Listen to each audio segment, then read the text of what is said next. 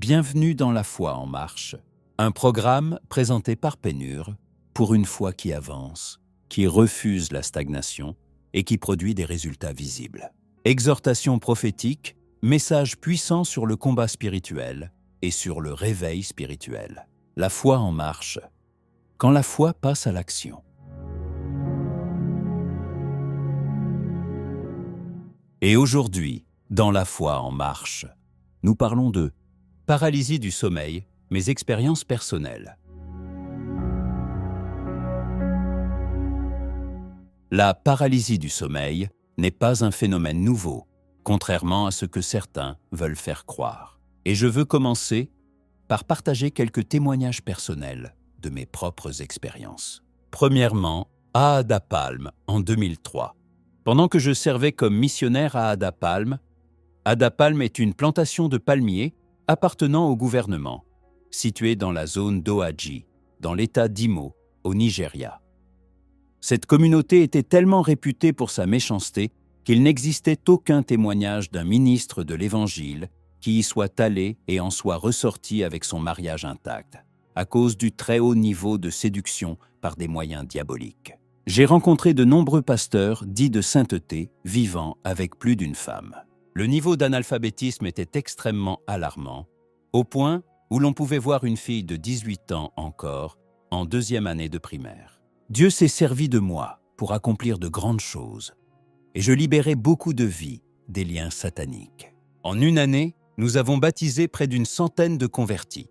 Ces personnes qui venaient au Seigneur servaient auparavant la reine de la mer, ou l'esprit Python, très populaire et adoré parmi le peuple. Plus d'une fois, ils ont envoyé des serpents dans mon église, mais je les ai tués.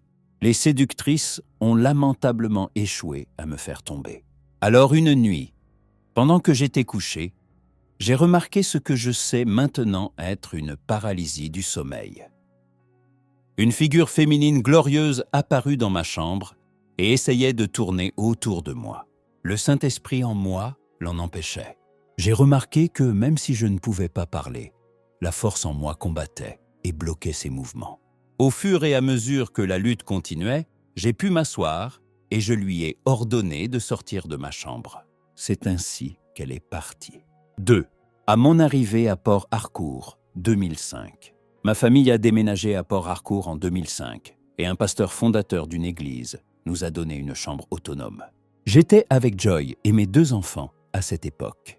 Un pasteur qui avait été aidé par ce même pasteur nous envoya un message, nous avertissant qu'il avait perdu sa virilité dans cette même maison lorsque ce pasteur avait proposé de l'aider. C'était encore un autre endroit où Dieu a manifesté sa grande puissance. Nous avons remarqué que ce pasteur n'était pas sincère et qu'il y avait des sorciers et des sorcières qui cherchaient à attaquer ma famille. Une nuit, Joy et moi sommes entrés en prière et nous avons neutralisé un chat satanique qui venait toujours rôder pour vérifier si nous dormions. Heureusement, nous nous étions entraînés à rester éveillés à minuit. Cette nuit-là, nous avons dirigé nos prières contre ce chat.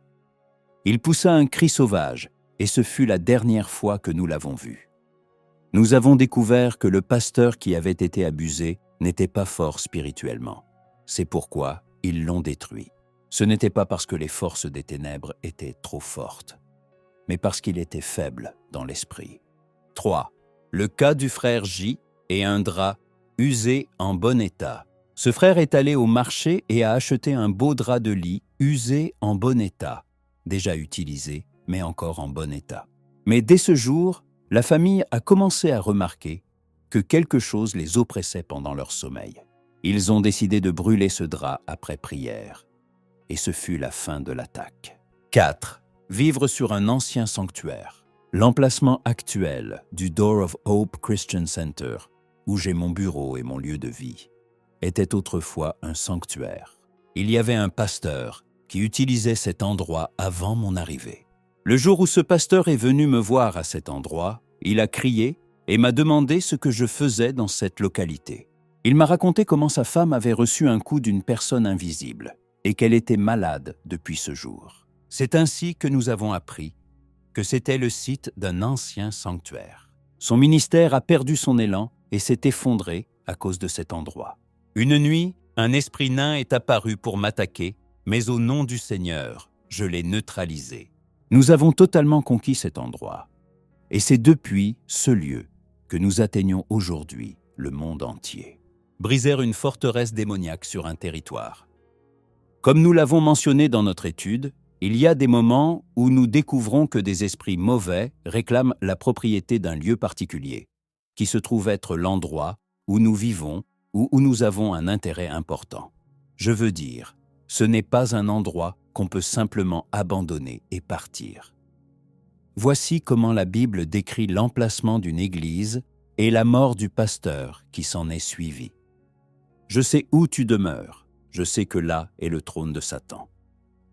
Tu retiens mon nom et tu n'as pas renié ma foi, même au jour d'Antipas, mon témoin fidèle. Qui a été mis à mort chez vous, là où Satan a sa demeure? Bath. Apocalypse 2, verset 13 LSG. C'était exactement la situation dans mon centre. Et c'est souvent une bataille féroce si vous ne savez pas comment gérer cela. Les occupants de tels lieux souffrent souvent de paralysie du sommeil. Et dans certains cas, des personnes peuvent même perdre la vie.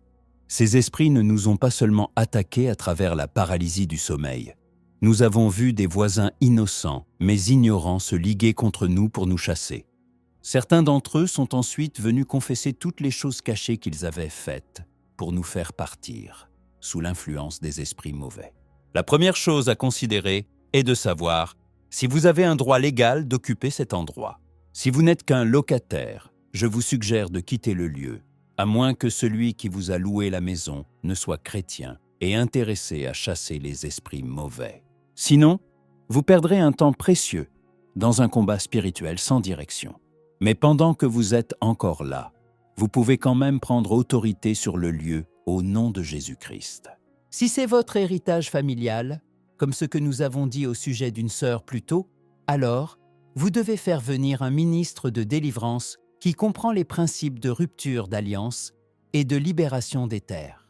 Ce genre de choses peut arriver lorsque les enfants de parents occultes refusent de se prosterner pour adorer Satan. Ces autres livres de ma part peuvent vous aider. Défis liés à l'arbre généalogique, les alliances, comment elles affectent les gens et affronter la sorcellerie dans le quartier. Extrait de mon livre « Délivrance de la paralysie du sommeil ». Disponible en version PDF, copie digitale, sur Amazon Kindle Bookstore et Pennuer Bookstore. Vous pouvez en apprendre davantage sur la délivrance et la guerre spirituelle en vous inscrivant à l'école de délivrance en ligne de Pennuer. Contactez-nous maintenant, +1 34 803 562 85 26, +2 34 909 286 255, +1 43 89 51 93 262.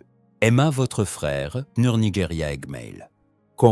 Avant de nous quitter, nous vous invitons à rejoindre notre groupe WhatsApp et notre groupe Facebook La Foi en Marche pour continuer à recevoir des exhortations, des enseignements et des temps de prière.